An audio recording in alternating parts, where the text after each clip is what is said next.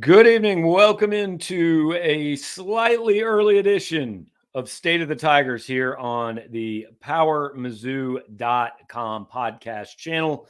I am Gabe DeArmond, your publisher, and I guess for lack of a better word, host tonight. And right there next to me, Jarod Hamilton, your football beat writer, returned from Texas A&M, where he saw something that was billed as a football game and turned out to be something a little bit less than that. We'll talk about it with you guys. We'll take your questions, all that. I'm going to try to get you out of here by about 7 o'clock. But want to remind you, as we do every Monday, to get in touch with our friend James Carlton at State Farm Insurance in Webster Groves, Missouri, 314-961-4800.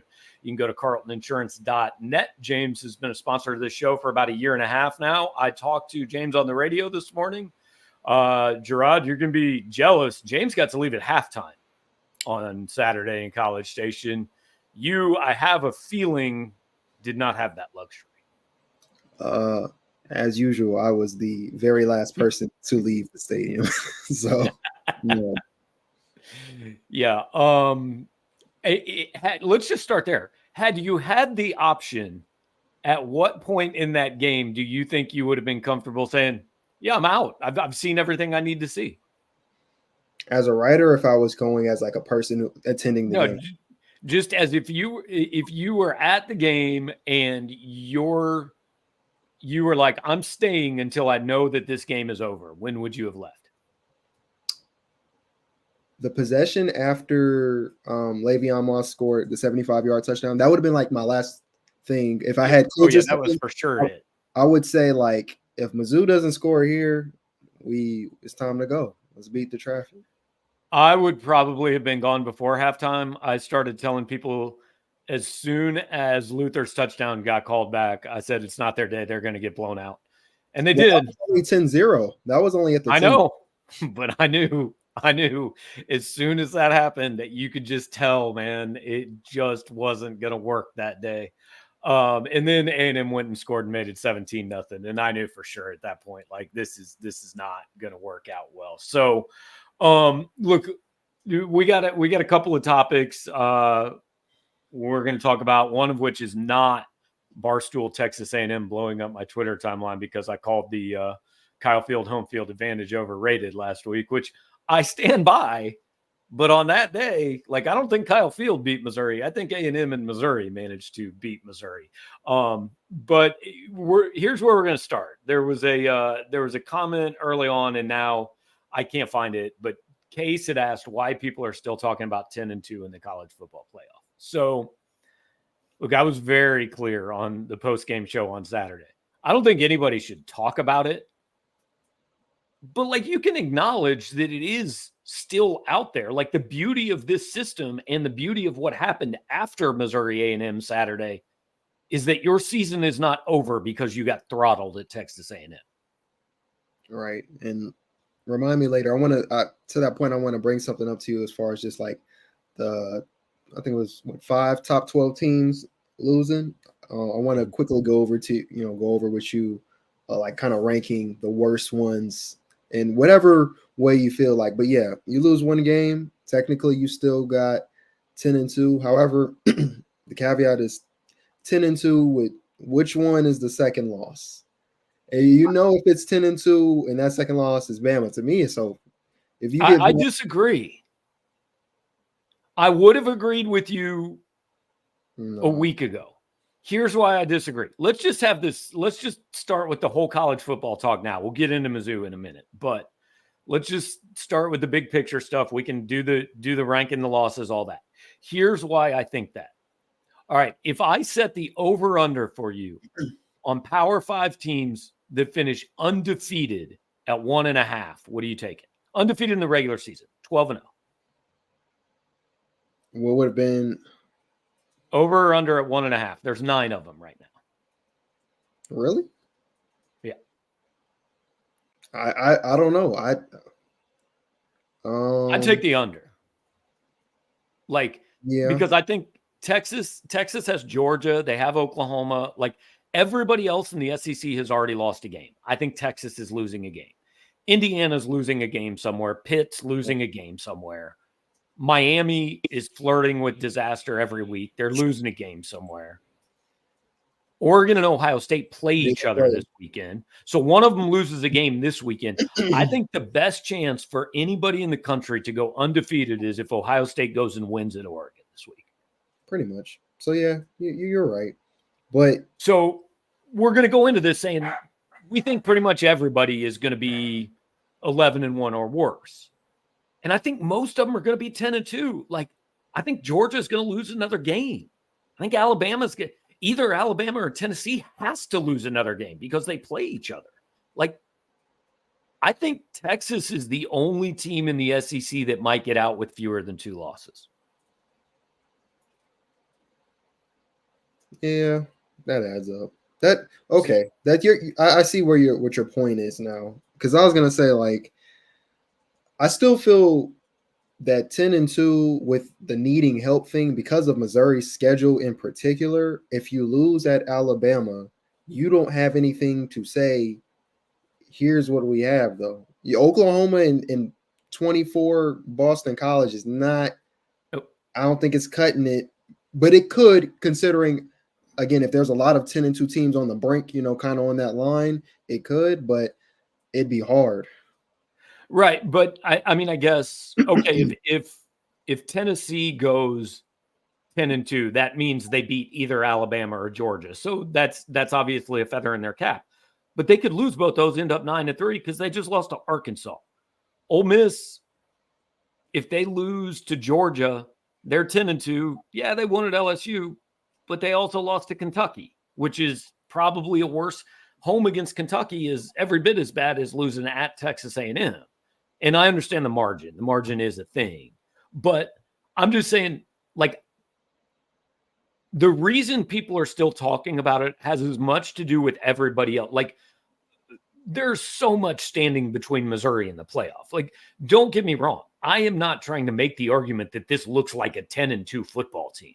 I mean, it doesn't to me. I would probably lean 9-3, maybe even 8-4, the way they look this weekend. But the only point is, if you manage to get to 10-2, I think you might still have a chance because there's going to be a lot of teams that lose a lot of games. Fair enough. Now I got to bring up what I wanted to ask you earlier. So, Alabama lost to Vandy. Obviously, Mizzou lost to A&M. Tennessee, Arkansas. Michigan lost to Washington, and USC lost to Minnesota. Yeah. How I've got that listed from, like, a combination of, historic value, your CFP, and just overall, like, how bad did you look on that particular day? I had Alabama as the worst loss just because of the historic value. Number, hold on, I gotta look. It was kind of close after that. Number 2, I had USC because they already got 2 losses, one of them to Michigan. That's what I was going to say. Yeah. I put Michigan at number 3 because at least their other losses to Texas. I mean, that's the number 1 team. Hey, hang on. Are we ranking just the losses, or are we ranking the teams, like the season so far? Kind of like at this point right now, which loss from this past Saturday doesn't, I guess, blow your season up in a way. And so Alabama is number 1. I think they're still Alabama. I find it very hard. There was a stat I found. They've only lost 2 regular season games in the same season once since 2012. That was in 2019. So doesn't really happen too often. And even if they do, they'll probably get some wins in there where you're just saying, like, well, they beat Georgia or they beat, Tennessee maybe or something like that. They'll have something that could put them in the picture and stuff like that. So they're just number 1 just because it was a historic loss. But Alabama, USC, Michigan, Mizzou, I think Mizzou got beat up the worst on Saturday in their particular game. But like we've been talking about, they still have a chance they could still beat Alabama. They could, they can win out. They still kind of control their destiny. It's just hard. And then at number 5, I put Tennessee because they were up double digits in the third quarter. Like Mizzou, they still have marquee games on the schedule that they could win. Even if they went 10-2, if their wins are versus Alabama and Georgia somehow, you can definitely make an argument for them. They have a lot of good games left, basically. Okay, so I'm going to go just ranking the losses in terms of, like, which loss was worse on Saturday. I think Alabama was the worst loss. Like, it's just name brand. Even if Vandy's better, that's damaging. Like, that's one where it's a good thing Bama beat Georgia, because if Bama had already lost to Georgia and Vandy, like, Oof. Yeah. I don't know if you get back from that. Number 2, I would put USC as the second worst loss, because Minnesota is not very good, but the margin is very, very slim over Missouri at number 3, just because of the way it happened. Like, I've seen a lot of Missouri fans asking, well, how come we dropped 9 spots and, Tennessee and Alabama dropped 5? Well, because those teams were competitive, and they were playing worse teams, but Missouri's game was over on the first play of the second quarter. There was never a time where it looked like they were going to win. So I'd put Missouri 3. I'd put the Tennessee loss probably 4th. And then I'd put Michigan as the least damaging loss, simply because I don't think Michigan's a very good team. Yeah, I never thought they were going to be a CFP team, but since they're still in it, I guess, I mean, they could do what we've been talking about the other teams doing, going 10-2 and stuff like that. I put them 3rd, but I never thought they were going to be anywhere near contention. So that's kind of going to play. Right. Yeah. So yeah, I mean, that's where we stand across the country with, I mean, everybody, like, we get so myopic and we get such tunnel vision in our, just on what we cover, or what we cheer for. Sometimes we don't realize that, like, I'm not sure anybody's actually good, guys. Like, I mean, Texas and Ohio State might be elite, but I don't know that they've necessarily completely proven it yet. So Texas is the only unbeaten team in the league. Do we think they can run the table here and go 12-0 in the SEC, 8-0 in the SEC? I gotta see what's on their schedule. I mean, I don't remember. Obviously, yeah, they have a pretty easy schedule. They play. I mean, they do play Georgia. They host Georgia. They got Oklahoma this week. They'll have Georgia at some point, and I can't remember after that. I don't think they have a lot else, to be quite honest with you. I will Michigan. But we just kind of talked about how Michigan was. But I mean, they still went on the road and beat them up pretty bad. So yeah. So, but 11-1 is even tough. Like, I don't think Georgia gets through this without another loss. I don't think Tennessee gets through this without another loss. I don't think A&M gets through this without another loss. And I don't think Alabama gets through this without another loss. And I don't think LSU or Ole Miss get through this without another loss. So I think there is one team in the SEC that loses fewer than 2 conference games. I think 6-2 is going to get somebody into the SEC championship game. Yeah. I just say, when you just listed all those teams, though, when I think about how many opportunities left they have to improve their resume versus Missouri's. I hear you. Yeah. And I'm not saying 10-2 gets Missouri in. I think the chances are a little better than they were 2 weeks ago. Oh, okay. Yeah. That's where I stand. I'm not saying 10-2 necessarily gets them in. All right. So that's the big picture stuff. So let's come back and talk about Mizzou, and we'll get to your guys' questions in a minute. I got a couple kind of subjects that I had sent Jarod earlier that I want to talk about. All right. So let's talk about the first one, which is, we've already kind of talked about, do you have to recalibrate expectations? So next, well, no, we haven't actually talked about it. I mean, do we now have to recalibrate what we think this team can do? I mean, 2 weeks ago, we both thought they were going 11-1. So I think we have to at least recalibrate that. Yeah, I mean, the one was always Alabama, and I still think that is going to be another loss. I know, because in my mind, I know them losing to Vandy is crazy. I mean, pretty much my entire life, Vandy has been the laughing stock of this league. Yeah. However, their entire life. So, I mean, I'm just being serious. They were 0-60 against top 5 teams. Crazy. But on another note, people say the cliche of like 99 times out of 100, Alabama wins. That's the one time I feel like that cliche, I can kind of believe it, because they still almost came back and won. And so we're talking about something no one would have predicted. I still think Alabama, I mean, they proved just literally the week before what they could do to a top 5 team. It may have been one of those just was that a hangover type game, a letdown type game. Yeah. So I don't know. I think they're still pretty good. Yeah. But even my preseason expectations, which were 10-2,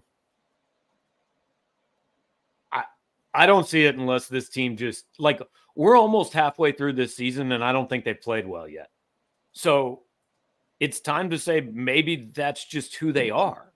Okay, that is true. So I was on 11-1 pretty early. I think now their ceiling is 10-2. They're flirting with 9-3 for real, like you kind of said. If you asked me tonight, what's more likely, 8-4 or 10-2? I would take 8-4.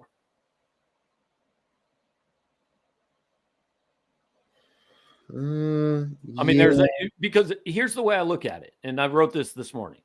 They got 7 games left. They can win all 7. I mean, look, Alabama just lost to a team that Missouri beat. Missouri can individually win all 7 games. At the same time, I'm no longer sure they beat Auburn. I'm no longer sure they beat Oklahoma. I'm no longer sure they beat Arkansas, and I'm no longer sure they beat South Carolina. I think so. All you got to do out of those 4 games now is pick up 2 losses, and you're sitting at 8-4. I can't add Auburn to that list. I can't do it. Auburn had OU beat, and they chucked it away.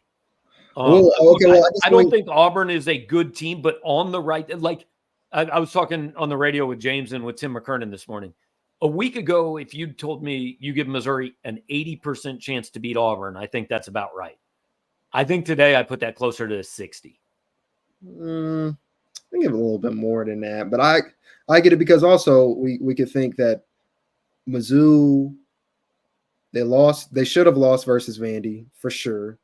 And in the BC game, I think BC was down 6, but I don't know if they were close to midfield or anything, but they had the ball back with a chance to score and they threw a pick. Like they just couldn't they didn't take advantage of Missouri's mistakes. So you could argue that Missouri could have, in theory, lost those 2 games too. I mean, it's more to me. I saw Missouri's floor on Saturday, and it's so much lower than I thought it was. And like, I don't know what their ceiling is. So far, their ceiling is Boston College. Like, that's the best I've seen them play against a grown-up team. So if that's your ceiling, let's assume you don't usually play to your ceiling. If you play slightly worse than you played against BC or Vandy, Auburn can easily come in here and beat you. Yeah, you're right. I mean, and again, I'm not predicting 8-4. I'm not predicting 10-2. I'm not like picking games the rest of the season. I'm just saying, if we look at this, like they have shown me nothing to tell me that they can go better than 500 against Auburn, South Carolina, Arkansas, and Oklahoma. Like maybe they will, but we haven't seen it yet. I agree with that. And yeah, you're right. You said something a little bit earlier, just like we're going on week 7.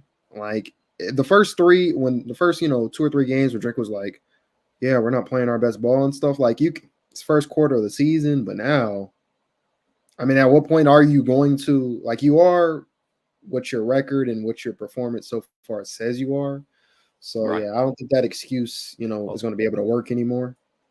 Yeah, like to preseason expectations, hopes, and all that. None of that counts anymore. I've got 5 weeks of evidence. All I'm judging Missouri on is what they've shown me so far, and it's not very good. Correct. So we'll go from there. All right, so let's drill down a little bit, kind of smaller picture, and then we'll get to questions as soon as this is over. Just give me, in order, 1, 2, and 3, your 3 biggest issues, concerns, whatever, with the Missouri football team. And I don't care. You make them anything you want. Position, a player, a big picture thing. I don't care. Offensive line isn't where it needs to be. the defense is what people were like, the concerns people had in the off seasons, like that is now a thing, like that's back. And then the third is coaching, whether that is, it's a little bit on everybody, but I'm mostly talking Drink and Kirby right now. With Drink, the game management and time management the last couple of games, he's I don't know what it is. Like we keep talking about he gave Vandy 3 points.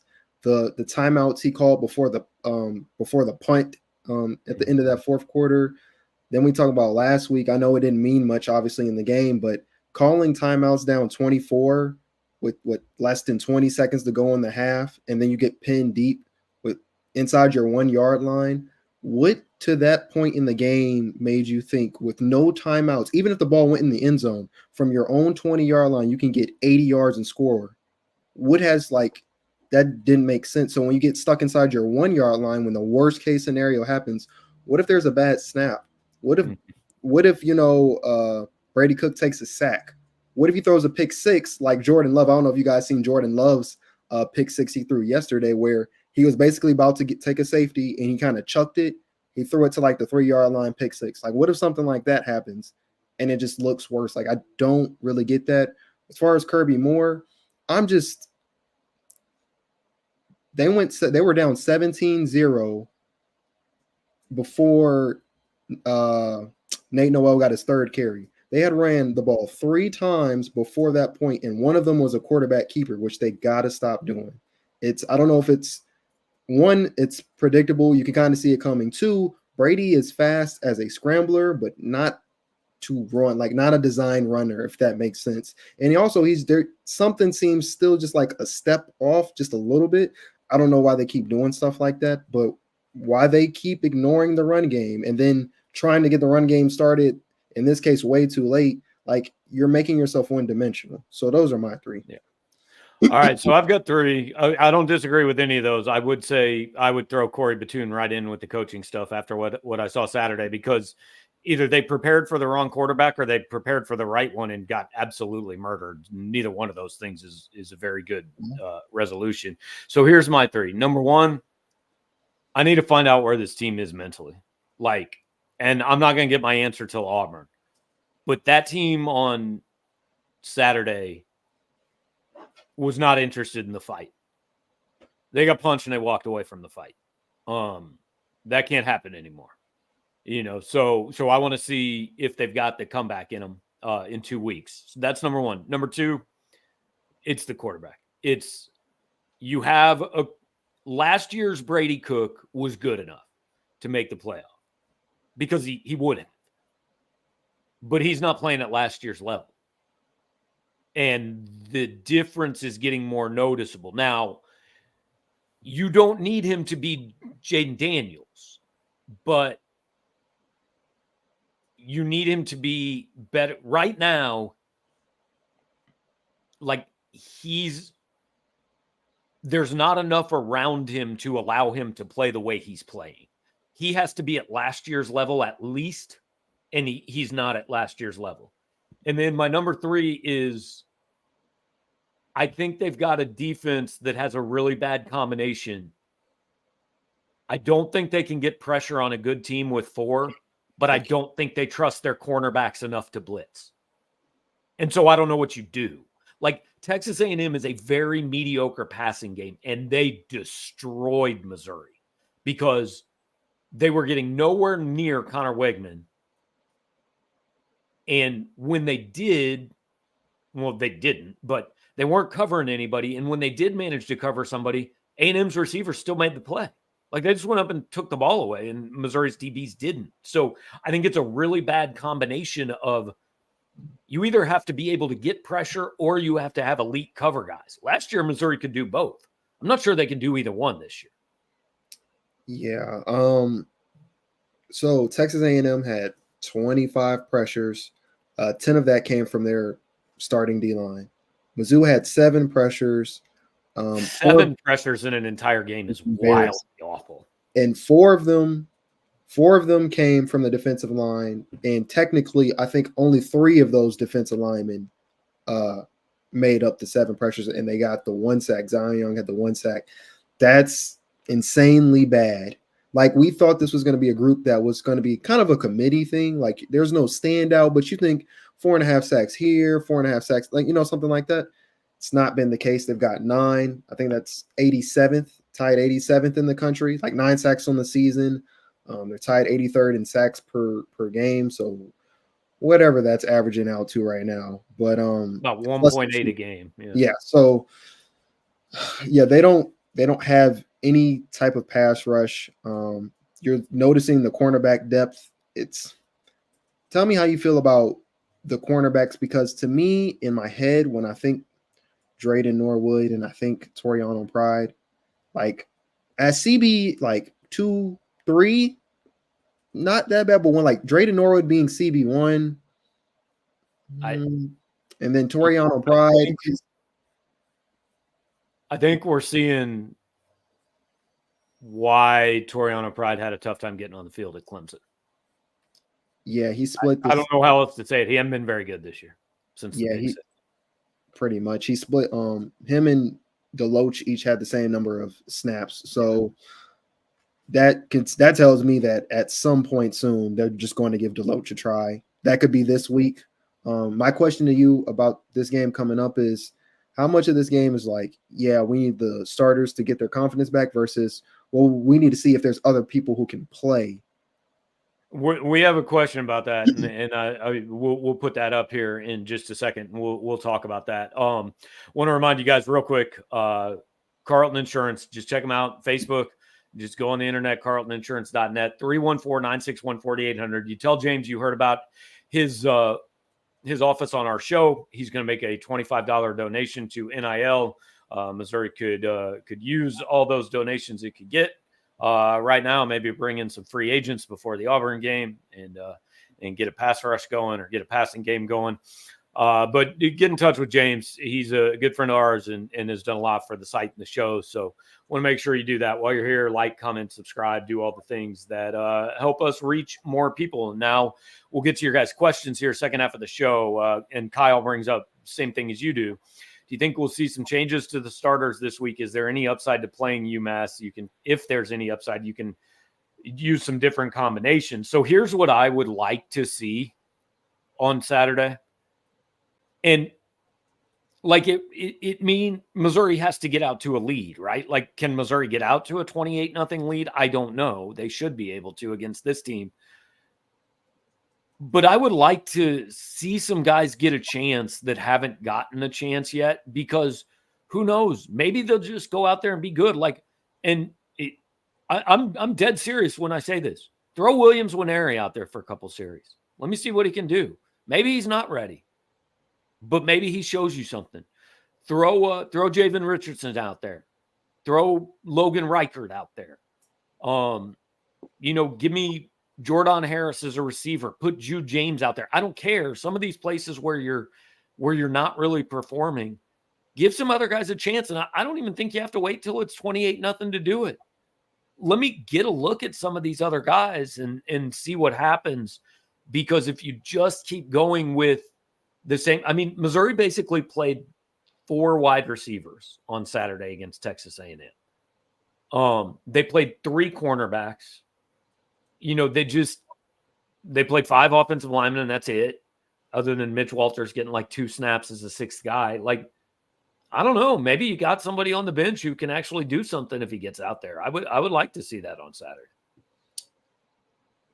Part of me agrees, and then part of me says, but is that don't just do it to do it, like versus Buffalo and Murray State, when they're just throwing guys out there who just to get some reps. Right. No, it needs to be serious consideration, because if it's not serious consideration, you need to give your starters all the reps they can to build that confidence up for Auburn and Alabama, because they're not seeing, I guess, to make the how many reps at this point does Marcus Bryant and Mookie Cooper and these guys need? They're in their 5th year of college. I get that, but I guess it's just the new year. You're on a new. Well, I can't really speak to Mookie Cooper. I'm talking about Marcus. I see what you're saying. You're on a new line. Maybe you need to just see yourself be able to pancake some guys, hold up in protection. I don't know. You can figure out whatever you need to figure out with Caden Green or whatever the combination is, take that going into Auburn to feel like, all right, I can do this. I know to do this or whatever. I'm not saying not give anybody else a chance. I'm just saying don't put guys out there just to give them burn unless you're seriously thinking we've got to make a change at left tackle or whatever the case may be. Here's my thing. Now more than ever, the only weapon a coach has is playing time. Like, these kids are getting paid.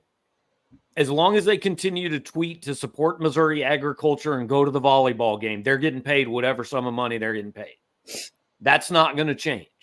The only weapon that's not a joke. That's what they get paid for.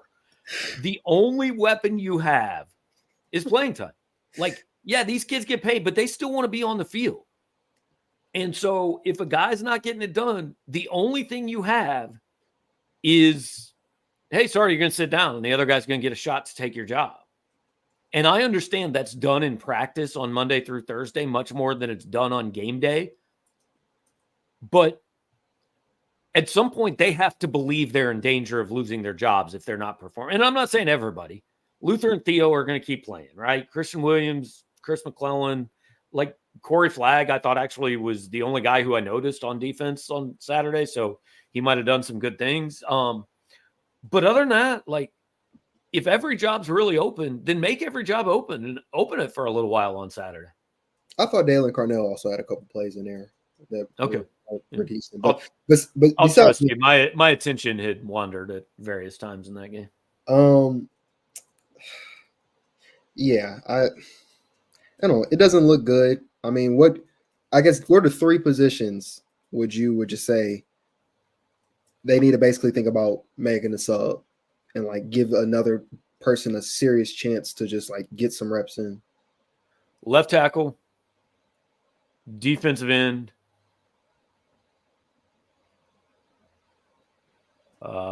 safety. Although safety, they're already playing for. Like, so that's actually a bad answer. Either cornerback or tight end would be my third. Left tackle. And I wouldn't object to left guard. That's what I was about to say. Like, I'm kind of leaning on left guard. I mean, since I said three, left tackle, defensive end. What I really would want to say is tight end. But do they have do they got someone to use who's going to do any better than Brett is doing?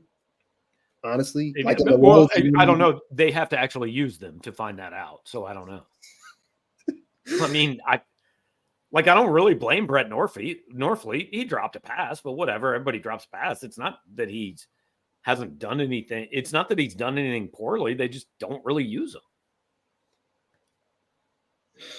Yeah. Let's go left tackle, left guard, defensive end for me. Just because I think that's fair. When they've been talking in fall camp, they were talking so much about O-line depth. I'm pretty sure Drink said something along the lines, it's like, this is the best O-line depth he's had since he's been here. I feel like he said something along those lines. So if that's the case, then it shouldn't be that hard to grab somebody off the bench and say, like, dude, just give me something. And even in this past game, when you think about it, like Logan Reichert, that's 360 pounds that he could have used to lean on somebody in the run game, something, as much as they were getting pushed back just in general. I mean, yeah, try him out. All right. Javon says, please don't just blame Luther Burden. The whole team was bad on Saturday. Look, I think that there are two things, and both of them are true. I think Luther is getting too much heat, and I think it was also kind of a bad look. What bad look as far as the sideline, the body language, the okay, stuff on TV, the behavior, it just kind of looked checked out. Okay. But he was an ineligible man downfield from having 155 yards receiving on a day nobody did anything. Yeah. So I guess I just didn't see that. Obviously, I didn't see the TV version. I was watching in the stadium. So I haven't heard too many people. I mean, I've heard people say like his attitude in general at times, but I haven't seen too many people blaming any part of this loss really on him. So that's maybe just me, Javon. I don't know. You could have obviously seen something different. And look, if you want Luther Burden to be this fiery vocal leader of this team, that's not him, and that's okay. Like somebody asked me earlier today if I was surprised he wasn't a team captain. No, that's not Luther's personality. That doesn't surprise me at all. Missouri's problem right now is their best player isn't necessarily a leader, and their best leader isn't playing very well in Brady Cook. So that's a tough combination. They just, I'm not blaming Luther, but they need somebody to play the Darius Robinson, Cody Schrader role of, all right, guys, this isn't good enough. Come follow me. I'm going to make it good enough. And whoever that is doesn't really matter, but they need somebody to do I agree. All right. Jarod wants to know why bad things happen to good fan bases. Hey. You ass drink. I don't know. Look, Tennessee lost and Kansas is 1-5 and the most disappointing team in the country, not named Florida State. So bad things happen to maybe not as good fan bases too. Bad things just sometimes happen. I mean, Missouri picked the best week to look its worst, pretty much. I mean, since everybody else was losing, so no question. I got to give Sam a shout out. He joined the live show and now he's here with us from Cambodia. I have no idea what time it is in Cambodia, but appreciate you. I'm pretty sure Sam wins the longest distance viewership of State of the Tigers, so we certainly appreciate that. Let's see if we got any questions. Got a lot of comments, but I think we've kind of run through it. Lack of fight and leadership shown was very concerning to me. Hope it wasn't as bad as it appeared on the TV screen. And like we're making some judgments and they're probably not fair. I completely understand being angry, being frustrated, and checking out of that game a little bit. But yeah, you want to see something different out of them. Here's one. Caleb wants to know, what do we expect out of Drink tomorrow at the press conference? Okay, I got it. He's going to start by saying how disappointing the loss was. He may apologize to the fans again. Then he'll say Massachusetts, UMass, I think, who was like 1-4, 1-5, whatever. He's going to say they're a good team. They're not. And he's going to say how much they're going to prepare and work hard on Toughness Tuesday to correct it. And it's not about the opponent. It's about Missouri. Oh, yeah, that's another one. So it's not about them. I'm sure he may talk about the process of road games, which I want to ask him because he made that kind of a neat little, I guess, Easter egg last week when he was talking about like going and traveling with the new group of people for the first. I want to know how that played into the loss and preparation and what they can do this time that's different. But that's pretty much. He's not going to say anything. People are going to ask, or we should. Well, I know we should. We're going to try to ask if there's any lineup changes we're expected to make. He's expecting to make. I mean, there's no point in asking that because he ain't going to tell us. Yeah, I was going to say I don't think he's going to, but I'm going to see what he says. Yeah, I mean, look, and I think it's important to say nothing he can say is going to pacify people after that game. Like there's not a sentence that Eli Drinkwitz could utter other than I'm returning my salary for the last 2 weeks that would maybe make people feel any better about it. Like that's it. I mean, people are mad and they should be mad because that was an awful performance, but nothing he says is going to change that it happened. Here's what I very much expect tomorrow. I expect a slightly more vocal version of Bill Belichick's On to Cincinnati press conference. Like, it's going to be all looking forward, I think. I don't think there's going to be a lot of conversation about Saturday. We'll ask, but I think it will be, I think every question about last week will be a quick 3-second answer. We got to be better. It wasn't good enough. Here's this week against Massachusetts. And that's fine. Like, I don't say that to piss and moan or to say that's fine if that's the way he wants to handle it. These press conferences, guys, these are a dance. They're choreographed. Drink knows what we're going to ask tomorrow. And we largely know what he's going to say. It's what we do. It's like press conferences are kind of stupid, to be honest, because he knows the questions that are coming. I'll say this.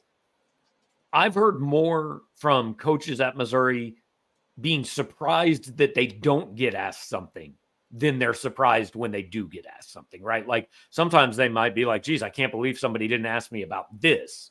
As Freeway Jarod gives $5 for core value number one. Appreciate that guy. But these press conferences are, we both play our parts. Like it's a screenplay. We go in there and we ask the questions that he pretty much knows we're going to ask. Hopefully every now and then we catch him off guard. Like, do you really think Connor Wegman isn't going to play at all? And we get an interesting answer. So hopefully we'll do a lot of that and not a lot of what do you need to see against this awful UMass team and who concerns you? Because like, I got no time for that tomorrow. Yeah, that's the bad thing. Like the good thing about them playing UMass is they're going to be confident. I mean, this is a game for them to build their confidence. The bad thing is how much can you really like learn, or what's going to be that much new from this game that's like you can take this to the next game besides just being more confident. Yeah. All right, here's one from Jason. Better chance 10-2 or 6-6? I've got an answer for this one. I've got a serious answer. If they beat Auburn, there's a better chance at 10-2. If they lose to Auburn, 6-6 is not out of the question. Definitely. 6-6 is not out of the question if they lose that game. Because I got them at 9-3 right now, I'm going to say 10-2. Yeah, I think 10-2 is more likely than 6-6. But again, let's talk. All right, so why didn't Mizzou blitz more often? I think that's a very fair question. Like, do something different. Well, I'd say this: it wasn't like the DBs were doing well in coverage, so might as well try to help the defensive lineman out or something. So, but they were also back there in zone a lot too. I mean, I couldn't understand the zone because even in that, whatever they tried, the receivers just had so much space after they caught the ball. It was at least like a 5-yard gain, yak after. It didn't make sense. Yeah. Biggest concern, Luke Bauer is our best player. Not week to week, but on Saturday he might have been. Oh man, that comment just throwback to the Raiders days and like on the Madden games where the highest rated player is Shane Leckler. Like, yeah. All right. I've seen a couple of comments about this. Cook was 13 of 31, he was bad. He was bad. I mean, he just was bad.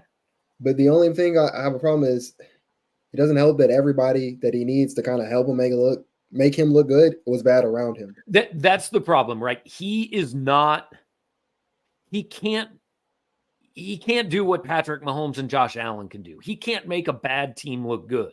And when everybody around you is bad, then that team's not going to be very good because he's not good enough to do it on his own. And that's not an insult. Most of them aren't.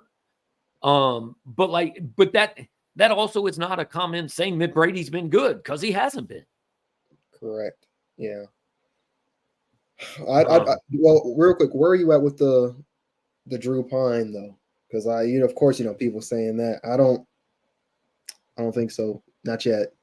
I wouldn't play him. I probably would have put him in the fourth quarter on Saturday. Yeah, I think Eli asked why didn't Drink switch out and make a platoon swap, and he basically was like, for what? And I get y'all gonna have to maybe so your quarterback doesn't separate his shoulder. How about that? Well, of course, obviously that's why we were thinking those type of questions, but I guess I can get from Drink's perspective of like, y'all gotta tough this out and just y'all gotta make something where y'all gotta build on something, I guess. So I guess that was also, and people on the board said this, and they're right. The worst thing that could have happened on Saturday, if you want to avoid a quarterback controversy, is to put Drew Pine in the fourth quarter of a meaningless game and he looks good. Yeah, then you created one when you didn't have to create one. Yeah, he hits a couple slants to Daniel Blood and Josh Manning, right, and has a nice little drive. And yeah, you're right. So yeah, I mean, I'm the same place with the Drew Pine stuff that I've been for the last 3 weeks. Like, I don't even think it matters what I think because it's not going to happen. So I don't want to waste my time talking about, if aliens are going to abduct me before this show ends either. I think if it happens, it happens, but I think it's incredibly unlikely. Let's see. I don't know. We got a bunch of upset about the offense. What's the bigger problem, Brady's play or the fact that Drink hasn't gotten somebody better in 5 years? I mean, here's the deal. And I apologize. My light went out, so hopefully you guys can still see me. I mean, how was he going to get somebody after last year? Like, he had his quarterback. He's not going to replace. He's not going to go get a transfer that's going to come in and take the job. You blow up your locker room, dude. Like, he needed him to be as good as he was last year. And so far, he's not as good as he was last year. Simple as that. So, yeah. This is where we're at, man. Oh man, there was if you want to comment. Okay. We do this with every damn high school kid that signs with Missouri. Remember when Sam Horn was going to save this program? Remember that? For the people who listen to this on the podcast, Cooked says we are ready for Zollers, and that's got you, Gabe. Matt Zollers, coming off a broken leg, is going to come in and start and save the program next year. It's tough. Come on, guys. They're going to hit the portal this year. Of course, they're going to hit the portal. They were going to hit the portal no matter what because it's Brady's last year. It really doesn't matter. Right. So imagine if we could have got Nick Scorton. Yeah, that would have been all right. Yeah, so I think the chat is like a lot of the same. All right, let's talk about this, and this will be the last one. T-Rise says we're running our mouths up through the end of the game. There was a lot of chippiness in that game, and I'm not going to blame it all on Missouri. But I'll say this: that team, they did a lot of things that backfired on them last week. They had the quarterback talk from Drink, and that backfired on them. They had, and I don't blame Brady Cook for the practice is louder than coffee. I don't blame him. But I knew as soon as he said it. Yeah, as soon as he said it, I was just like, all right. And then you will never convince me that Missouri didn't plant the blanket in Theo Weiss's room, and the blanket won that matchup. Sure did. Yeah. I will say this though. I'm all for trash talk. Whether you can back it up or not, I missed that. So I'm for it. But when you do what you did Saturday, it all comes back on you twofold. Well, I'm talking about from Texas A&M's point of view. Like, oh yeah. I mean, the blanket stuff, I thought that was good. And I guess Theo kind of saved the stat line by getting a touchdown that shouldn't have counted, but it counted. So that was, but yes, Texas A&M talked all that mess, or they, the blanket talked all that mess, and they took all the other stuff, and they said, all right, we're going to bring the fight to you. And they did more than bring the fight. And look, 2 weeks ago, best player on this team got up and said, why are we on SEC Network? I mean, that's not what he said, but that's what he said. Why aren't we on a better channel? Why don't we have the spotlight? You got the spotlight. Oof, and when that happens in the spotlight, it comes back on you. And again, I'm not like, I was all for what Luther said. That's great, man. Stand up for your team. Like, I'm not blaming him. All I'm saying is when that happens, when Eli Drinkwitz is who Eli Drinkwitz is, and it's great for us because he provides good stuff, right? Like the lightsaber stuff, the standing up, that's all great for people who do what we do. He is a very good coach to cover. But boy, people love beating you and shoving it back in your face when that's how you are. And that's what this team earned on Saturday, is getting it all thrown back at them. That's crazy. Now you're looking at an ESPN2 morning game versus UMass and a potential ESPN game was always going to be. Okay, so you're looking at your homecoming game possibly being on ESPN or back on the SEC network, where I was thinking even before this past game, what Missouri should do, embrace the SEC network and make it its own thing. Like Just make it Mizzou Network. Yeah, we're the poster child of this network. And then, of course, other brands, if they kept winning, would want them to be on there. ESPN would want them on ESPN. But so we always knew that Auburn game was a morning start. Auburn is off this week. Missouri plays UMass. So I've got to assume that there's some game that ESPN is waiting to see if somebody wins before, because like Auburn can't do anything, Missouri can't do anything. So like beating UMass isn't going to be the thing that changes their mind. So I assume there's some game that they're in competition with that they're waiting to see if that team wins to put them on ESPN. Probably. I don't know what game that is. I'm not a fan of you're going to be at this time or this time, and then it's going to be on this network or this network. Hey, I am a fan of 11 or 11:45. Let's go. Every home game the rest of the year. I'm in. Every game, period. 9 a.m. I feel like that's a perfect place to leave it, because all we've done is just piss off everyone watching and listening. So that's a great place to leave it. Transfer your anger from Saturday to us. I'm going to go check out maybe the greatest night in Kansas City sports history on television. I'm going to do that for about the next 3.5 hours. Appreciate you guys joining us. Appreciate James Carlton for being our sponsor again all year long on this show, State of the Tigers. Come to you usually on Monday nights, usually at 7. Did it a little early this week. If you're watching, get in touch with James. His information has been going across the bottom of the screen throughout. CarltonInsurance.net, 314-961-4800.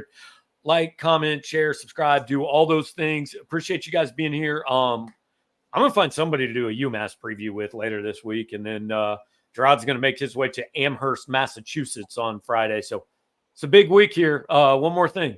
Still 50% off for about 3 more hours. PowerMizzou.com on 24/7 Sports. Go to the site. Save 50% for the next 2 hours and 53 minutes. Ends at 10 o'clock on Monday night. If you're listening to this after that, sorry you already missed it, but we still would love you to come pay full price and hang out. We'll talk to you guys next time.